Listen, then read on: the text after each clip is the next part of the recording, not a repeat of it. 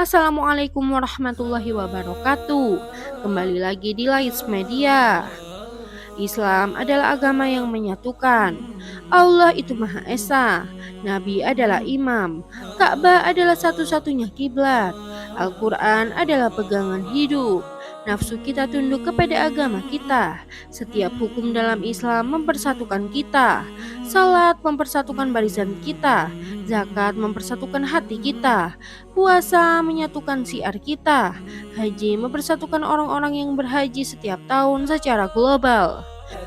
Setiap orang yang iltizam dengan Islam, maka ia harus pula menjadi bagian dari badan Islam dan batu bata dalam bangunan Islam.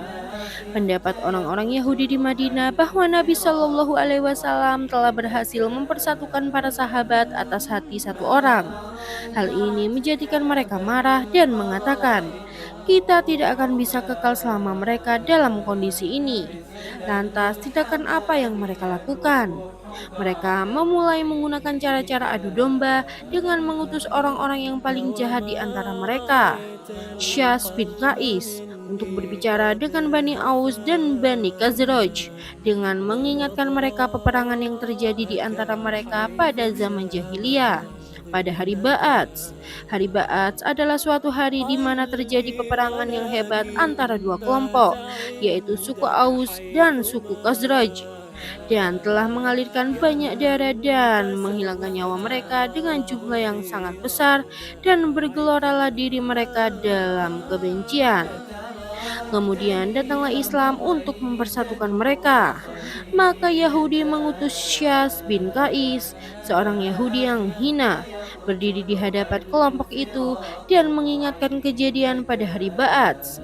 Ia mengingatkan seseorang tentang saudaranya yang kehilangan nyawa di tangan orang sebelahnya, mengingatkan tentang ayahnya yang kehilangan nyawa oleh orang yang berada di depannya, mengingatkan tentang temannya yang kehilangan nyawa di tangan seseorang yang berada di sisi lainnya. Usaha ini berhasil. Kelompok Aus dan Khazraj mulai mengingat kembali masa lalu yang membuat marah dan menyakitkan. Mereka mulai lupa persaudaraan dan mulai mencabut pedang serta memaklumkan perang. Berita ini sampai kepada Rasulullah Shallallahu Alaihi Wasallam. Beliau kaget dengan fitnah yang terjadi ini, maka beliau berdiri dengan marah, menyeret selendangnya, wajahnya memerah karena marah, dan sambil tersangal beliau berseru, wahai kaum Ansor, bertakwalah kepada Allah, bertakwalah kepada Allah. Apakah setelah Allah memberi kenikmatan kepada kalian berupa keimanan dan memberi kalian petunjuk dengan keislaman, lalu kalian kembali kepada kekafiran, masing-masing kalian saling menghilangkan nyawa yang lain? Setelah mereka melihat wajah dan kemarahan Nabi dan mendengar suara Nabi serta melihat apa yang terjadi pada Nabi Shallallahu Alaihi Wasallam, kembalilah ke dalam hati mereka cahaya keimanan dan ketenangan keyakinan. Mereka pun melempar senjata, saling berhadapan, saling menangis dan saling berpelukan. Atas peristiwa ini diturunkan firman Allah, hai orang-orang yang beriman, jika kamu mengikuti sebagian dari orang-orang yang diberi ahli kitab, niscaya mereka akan mengembalikan kamu menjadi orang kafir sesudah kamu beriman. Allah memperingatkan mereka untuk bersatu.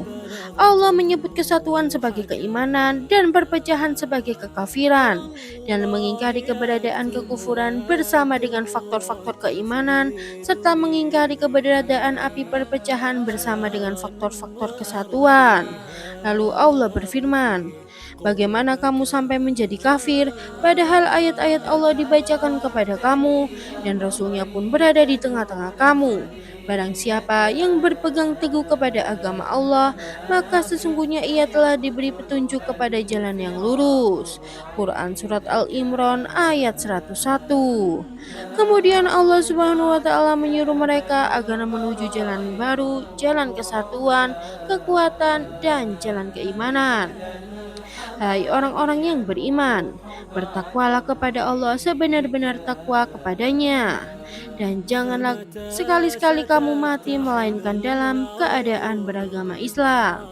Quran Surat Al-Imran ayat 102. Setelah kejadian tersebut, mereka mendirikan sholat malam hingga telapak kakinya membengkak.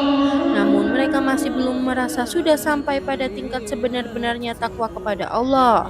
Maka Allah pun berbelas kasih kepada mereka dan menurunkan firman-Nya. Maka bertakwalah kamu kepada Allah menurut kesanggupanmu.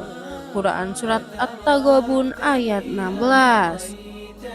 Wahai saudaraku, inilah salah satu sifat dari sifat-sifat Yahudi zaman dahulu. Kelakuan mereka saat ini sama buruknya dengan kelakuan mereka dulu. Yahudi pada saat ini menyebarkan racun-racun untuk menimpakan mudarat kepada ikatan antara kita, ikatan Islam, ikatan Arab, dan sejarah masa lalu, sekarang, dan masa yang akan datang. Mereka juga menimpakan kemudaratan terhadap ikatan keyakinan dan tubuh Islam yang satu.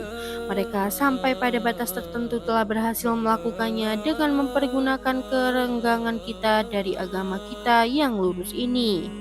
Oleh karena itu, harus ada peringatan yang menyuarakan di depan wajah orang-orang yang lalai dan membangunkan orang-orang yang masih ketiduran di dunia Islam Arab agar dipahami oleh semua bahwa perpecahan itu adalah kekufuran dan persatuan adalah keimanan. Itulah sedikit yang bisa kami sampaikan. Kami Lights Media mohon pamit. Assalamualaikum warahmatullahi wabarakatuh.